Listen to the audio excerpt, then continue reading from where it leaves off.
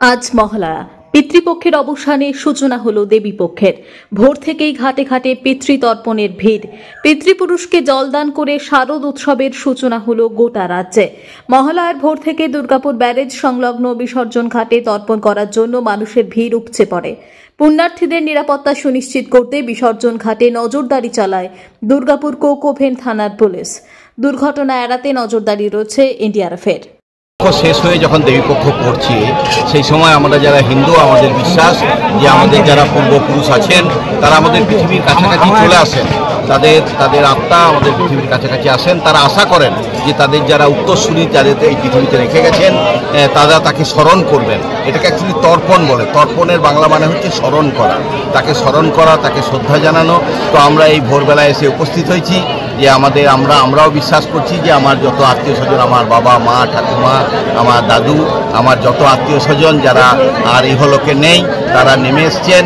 তারা আশা করছেন যে আমরা তাদের উত্তরসূরি, আমরা তাদেরকে স্মরণ করব, শ্রদ্ধা জানাবো। তো সেইটাই হচ্ছে আসল উদ্দেশ্য।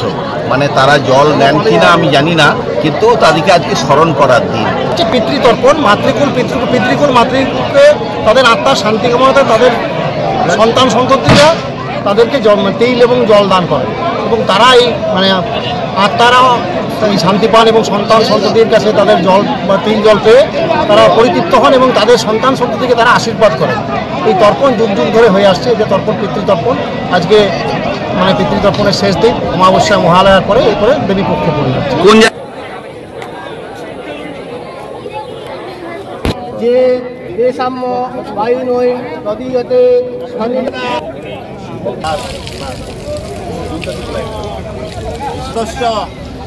তৃতীয়শ্চ সনাতন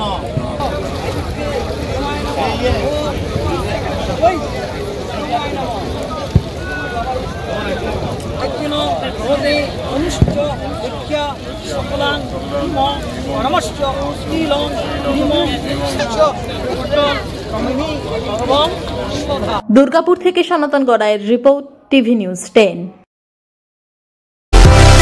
সুলভে সঠিক চিকিৎসার একমাত্র প্রতিষ্ঠান বিবেকানন্দ হসপিটাল। 24 ঘন্টা emergency service, blood bank, trauma care. আপনাদের সেবায় আমরা তৎপর। গুণমান ও পরিষেবায় দুর্গাপুর বিধাননগরের ডক্টর জাকির হোসেন এভিনিউর বিবেকানন্দ হসপিটাল শিল্পাঞ্চলের মানুষের মন জয় করেছে।